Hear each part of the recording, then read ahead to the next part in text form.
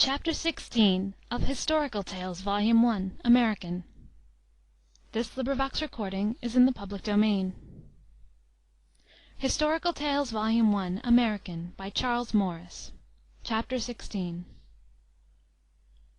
The Siege of Fort Schuyler.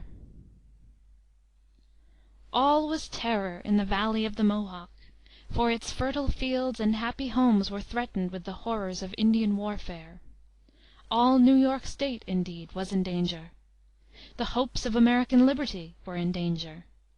The deadliest peril threatened the patriotic cause; for General Burgoyne, with an army of more than 7,000 men, was encamped at St. John's, at the foot of Lake Champlain, prepared to sweep down that lake and Lake George, march to the valley of the upper Hudson, driving the feeble colonial forces from his path, and by joining with a force sent up the Hudson from New York City, cut off New England from the remaining colonies, and hold this hot-bed of rebellion at his mercy.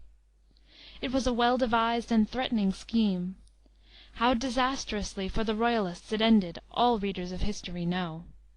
With this great enterprise, however, we are not here concerned, but with a side issue of Burgoyne's march, whose romantic incidents fit it for our pages. On the Mohawk River, at the head of boat navigation, stood a fort, built in 1758, and named Fort Stanwix; repaired in 1776, and named Fort Schuyler. The possession of this fort was important to General Burgoyne's plan. Its defense was of vital moment to the inhabitants of the Mohawk Valley. Interest, for the time being, centered round this outpost of the then almost unbroken wilderness. On one side Lieutenant Colonel St. Leger was dispatched, at the head of 700 rangers, to sail up the St. Lawrence and Lake Ontario to Oswego, and from that point to march southward, rousing and gathering the Indians as he went, capture Fort Schuyler, sweep the valley of the Mohawk with the aid of his savage allies, and join Burgoyne at Albany when his triumphant march should have reached that point. On the other side no small degree of haste and consternation prevailed. Colonel Gansevoort had been placed in command at the fort with a garrison of 750 men, but he found it in a state of perilous dilapidation. Originally a strong square fortification, with bomb-proof bastions, glacis, covered way, and ditch outside the ramparts, it had been allowed to fall into decay, and strenuous efforts were needed to bring it into condition for defense. Meanwhile news of the coming danger had spread widely through the Mohawk Valley, and everywhere the most lively alarm prevailed. An Oneida Indian brought the news to the fort, and from there it made its way rapidly through the valley. Consternation was widespread. It was too late to look for aid to a distance. The people were in too great a panic to trust to themselves. That the rotten timbers of the old fort could resist assault seemed very doubtful. If they went down, and Brant with his Indians swept the valley, for what horrors might they not look! It is not surprising that, for the time, fear drove valor from almost every heart in the imperiled region. Up Lake Oneida came the enemy, now 1,700 strong, St. Leger with his rangers having been joined by Johnson, Butler, and Brant with their Tories and Indians. Every tribe of the Iroquois had joined the invaders, with the exception of the Oneidas, who remained faithful to the colonists. On the 2d of August, 1777, Brant with his savage followers reached and invested the fort, the plumed and moccasined foe suddenly breaking from the forest, and with their wild war whoops seeking to intimidate the beleaguered garrison. On the next day came St. Leger with his whole force. On the 4th the siege commenced. Bombs were planted and threw their shells into the fort. The Indians, concealed behind bushes and trees, picked off with their arrows the men who were diligently employed in strengthening the parapets, and during the evening the savages, spreading through the woods, sought by frightful yells to drive all courage from the hearts of the defenders. Meanwhile aid was approaching. The valor of the patriots, which fled at the first threat of danger, had returned. The enemy was now almost at their doors. Their helpless families might soon be at the mercy of the ruthless savages, when General Herkimer, a valiant veteran, called for recruits. Armed men flocked in numbers to his standard. He was quickly at the head of more than 800 men. He sent a messenger to the fort, telling Gansevoort of his approach, and bidding him to discharge 3 signal guns to show that the tidings had reached him. His small army was called to a halt within hearing of the guns of the fort, as he deemed it the part of prudence to await the signal before advancing on the foe. Unfortunately for the brave Herkimer, his men, lately over timid, were now over bold.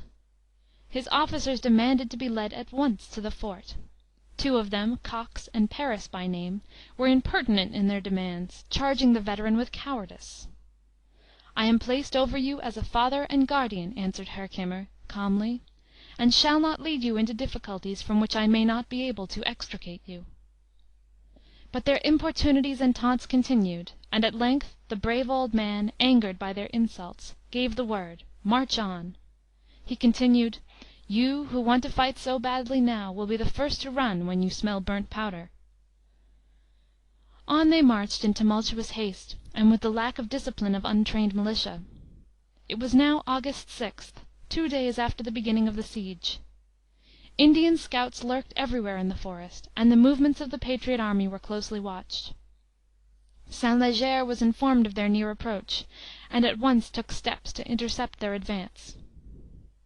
Heedless of this, and of the cautious words of their commander, the vanguard pressed hastily on, winding along the road, and at length entering a deep, curving ravine, over whose marshy bottom the roadway was carried by a causeway of earth and logs.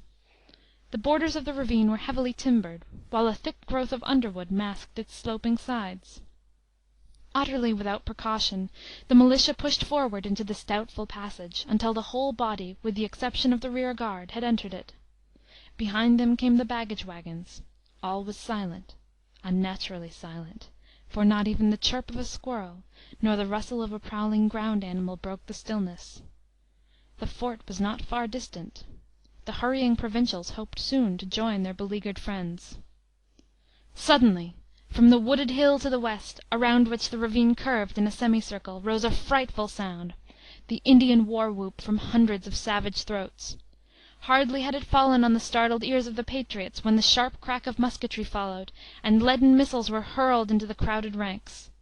Arrows accompanied them, and spears and tomahawks came hurtling through the air, hurled with deadly aim. The patriot army had fallen into a dangerous ambuscade. Herkimer's prediction was fulfilled. The rear guard, on hearing the warlike sounds in front, turned in panic flight, leaving their comrades to their fate. No one can regret to hear that they were pursued by the Indians, and suffered more than if they had stood their ground. As for the remainder of the force, flight was impossible. They had entered a trap. It was fight or fall. Bullets, arrows, war axes, hurtled through their ranks. Frightful yells still filled the air. Many fell where they stood. Herkimer was severely wounded, his horse being killed, and his own leg shattered. But with a composure and cool courage that have rarely been emulated, he ordered the saddle to be taken from his horse and placed against a large beech tree near by. Here seated, with his men falling and the bullets of the enemy whistling perilously near, he steadily gave his orders, while many of those who had called him coward were in full flight. During the heat of the action he took his tinder box from his pocket, calmly lighted his pipe, and sat smoking as composedly as though by his own fireside. A striking spectacle, that old man, sitting in the midst of hottest battle, with the life blood oozing from his shattered leg, smoking and giving his orders with the quiet composure of one on dress parade. It is one of the most imposing pictures in the portrait gallery of American history. The battle went on. If it was to be fight or fall, the brave frontiersmen decided it should be fight. Great confusion reigned at first, but courage soon returned, and though men fell in numbers, the survivors stood their ground like veterans. For nearly an hour the fierce affray continued. The enemy surrounded the provincials on all sides, and were pressing step by step closer. The whole force might have been slain or captured, but for a wise suggestion of one of their number, and an admirable change in their line of battle. Each small group was formed into a circle, and thus they met the enemy at all points. This greatly increased their defensive powers. So destructive now became their fire that the British soldiers rushed upon them in a rage, seeking to break their line by a bayonet charge. They were boldly met, and a hand-to-hand death struggle began. At this moment a heavy thunder peal broke from the darkening skies. Down poured the rain in drenching showers. Lightning filled the air. Crash after crash of thunder rolled through the sky. Checked in their bloodthirst by the fury of the elements, the combatants hastily separated, and ran for the shelter of the trees, vanquished by water where fire had failed to overcome their rage.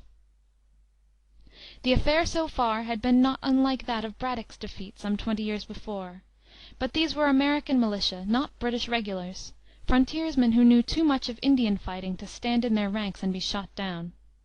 They had long since taken to the trees and fought the savages in their own way. To this, perhaps, may be ascribed the difference in result from that of the Braddock fight. After the rain, the patriots gained better ground, and adopted new and useful tactics. Before, when the Indians noticed a shot from behind a tree, they would rush forward and tomahawk the unlucky provincial before he could reload. But now 2 men were placed behind each tree, so that when the whooping savage sprang forward with his tomahawk, a second bullet was ready to welcome him. The fire from the American side now grew so destructive that the Indians began to give way. A body of Johnson's Greens came up to their support. These were mostly loyalist refugees from the Mohawk valley, to whom the patriot militia bore the bitterest enmity. Recognizing them, the maddened provincials leaped upon them with tiger-like rage, and a hand-to-hand contest began, in which knives and bayonets took the place of bullets, and the contest grew brutally ferocious. At this moment a firing was heard in the direction of the fort. New hope sprung into the hearts of the patriots. Was aid coming to them from the garrison? It seemed so, indeed, for soon a body of men in Continental uniform came marching briskly towards them. It was a ruse on the part of the enemy which might have proved fatal. These men were Johnson's Greens, disguised as Continentals. A chance revealed their character. One of the patriots, seeing an acquaintance among them, ran up to shake hands with him. He was seized and dragged into their ranks. Captain Gardinier, perceiving this, sprang forward, spear in hand, and released his man, but found himself in a moment engaged in a fierce combat, in which he killed 2 of his antagonists and wounded another, but was himself seriously hurt. "For God's sake, captain," cried some of the militia, "you are killing our own men!" "They are not our own men, they are Tories!" yelled back the captain. "Fire away!" Fire they did, and with such deadly effect that numbers of the disguised Tories fell, and nearly as many Indians. In an instant the battle was violently raging again, with roar of rifles, clash of steel, yells of combatants, and the wild war whoops of the savages. But the Indians by this time had enough of it. The stubborn defense of the provincials had sadly thinned their ranks, and seeing the Tories falling back, they raised their cry of retreat, "Una, una," and at once broke and fled. The Tories and regulars, dismayed by their flight, quickly followed, the bullets of the provincials adding wings to their speed. Thus ended one of the hottest and most deadly, for the numbers engaged, of the battles of the Revolution. Of the provincials, less than half of them ever saw their homes again. The loss of the enemy was probably still heavier. General Herkimer died 10 days after the battle. The militia, despite the well-laid ambuscade into which they had marched, were the victors, but they had been so severely handled that they were unable to accomplish their design, the relief of the fort. As for the garrison, they had not been idle during the battle. The sound of the combat had been borne to their ears, and immediately after the cessation of the rain, Colonel Willett made a sally from the fort at the head of 250 men. The camp of the enemy had been depleted for the battle, and the sortie proved highly successful. The remnants of Johnson's regiment were soon driven from their camp. The Indian encampment beyond was demolished, its savage guards flying in terror from the Devil, by which expressive name they called Colonel Willett. Wagons were hurried from the fort, camp equipage, British flags, papers, and the effects of the officers loaded into them, and 21 loads of this useful spoil triumphantly carried off. As the victorious force was returning, Colonel St. Leger appeared, with a strong body of men, across the river, just in time to be saluted by a shower of bullets, the provincials then retiring, without the loss of a man. The setting sun that day cast its last rays on 5 British standards, displayed from the walls of the fort, with the stars and stripes floating proudly above them. The day had ended triumphantly for the provincials, though it proved unsuccessful in its main object, for the fort was still invested, and the rescuing force were in no condition to come to its aid. This investment, indeed, was so close that the garrison knew nothing of the result of the battle. St Leger took advantage of this, and sent a white flag to the fort with false information, declaring that the relief party had been annihilated, that Burgoyne had reached and captured Albany, and that unless the fort was surrendered he could not much longer restrain the Indians from devastating the valley settlements with fire and tomahawk. This story Gansevoort did not half believe, and answered the messenger with words of severe reprobation for his threat of an Indian foray. "After you get out of this fort," he concluded, "you may turn around and look at its outside, but never expect to come in again unless as a prisoner. Before I would consent to deliver this garrison to such a murdering set as your army by your own account consists of, I would suffer my body to be filled with splinters and set on fire, as you know has at times been practiced by such hordes of women and children killers as belong to your army." After such a message there was no longer question of surrender, and the siege was strongly pushed. The enemy, finding that their guns had little effect on the sod work of the fort, began a series of approaches by sapping and mining. Colonel Gansevoort, on his part, took an important step. Fearing that his stock of food and ammunition might give out, he determined to send a message to General Schuyler, asking for succor. Colonel Willett volunteered for this service, Lieutenant Stockwell joining him. The night chosen was a dark and stormy one. Shower followed shower. The sentinels of the enemy were not likely to be on the alert. Leaving the fort at the sally port at 10 o'clock, the two messengers crept on hands and knees along a morass till they reached the river. This they crossed on a log, and entered a dense wood which lay beyond. No sentinel had seen them. But they lost their way in the darkness, and straggled on blindly, until the barking of a dog told them that they were near an Indian camp. Progress was now dangerous. Advance or retreat alike might throw them into the hands of the savage foe. For several hours they stood still, in a most annoying and perilous situation. The night passed. Dawn was at hand. Fortunately now the clouds broke, the morning star shone in the east, and with this as a guide they resumed their journey. Their expedition was still a dangerous one. The enemy might strike their trail in the morning light. To break this they now and then walked in the bed of a stream. They had set out on the night of the 10th. All day of the 11th they pushed on, with a small store of crackers and cheese as their only food. Another night and day passed. On the afternoon of the 12th, nearly worn out with hardship, they reached the settlement of the German Flats. Here horses were procured, and they rode at full speed to General Schuyler's headquarters at Stillwater. Schuyler had already heard of Herkimer's failure, and was laying plans for the relief of the fort. His purpose was opposed by many of his officers, who were filled with the fear of the coming of Burgoyne. Schuyler was pacing the floor in anxious thought when he heard the low remark, "He means to weaken the army." Schuyler turned towards the speaker, so angry that he bit into pieces a pipe he was smoking, and exclaimed, "Gentlemen, I shall take the responsibility. Where is the brigadier that will take command of the relief? I shall beat up for volunteers to-morrow." General Arnold, one of the boldest and most impulsive men in the army, immediately asked for the command. The next morning the drums beat, and before noon 800 volunteers were enrolled. Arnold at once advanced, but feeling that his force was too weak, stopped at Fort Dayton till reinforcements could reach him. And now occurred one of the most striking events in the history of the war, that of the defeat of an invading army by stratagem, without sight of soldier or musket. It is to be told from two points of view, that of the garrison and that of the army of relief. As regards the garrison, its situation was becoming critical. St Leger's parallels were approaching the fort. The store of provisions was running low. Many of the garrison began to hint at surrender, fearing massacre by the Indians should the fort be taken by assault. Gansevoort, despairing of further successful resistance, had decided upon a desperate attempt to cut through the enemy lines. Suddenly, on the 22d, there came a sudden lull in the siege. The guns ceased their fire. Quick and confused movements could be seen. There were signs of flight. Away went the besiegers, Indians and whites alike, in panic disarray, and with such haste that their tents, artillery, and camp equipage were left behind. The astonished garrison sallied forth to find not a foeman in the field, yet not a sign to show what mysterious influence had caused this headlong flight. It was not from the face of an enemy, for no enemy was visible, and the mystery was too deep for the garrison to fathom. To learn the cause of this strange event we must return to Arnold and his stratagem.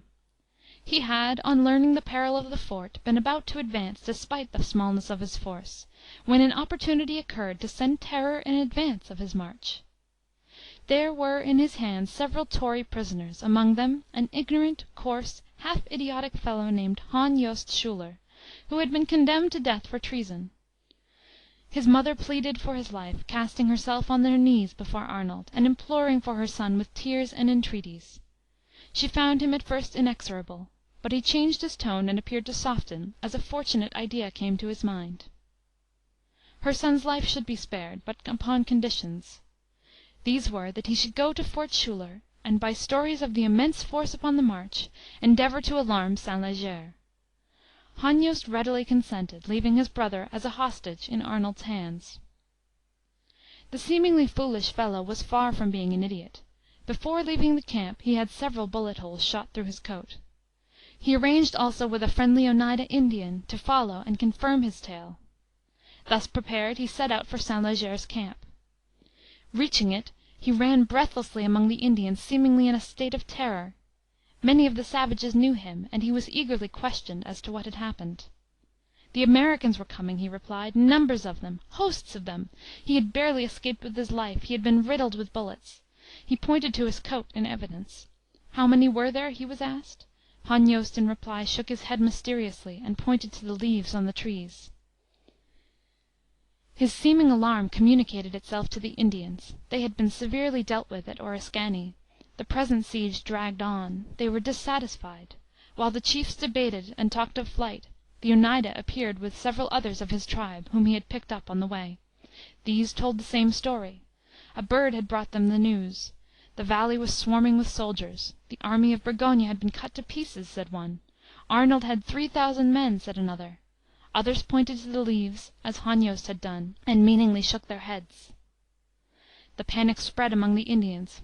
St Leger stormed at them. Johnson pleaded with them, but all in vain. Drink was offered them, but they refused it. The powwow said we must go, was their answer to every remonstrance, and go they did. You said there would be no fighting for us Indians, said a chief. We might go down and smoke our pipes.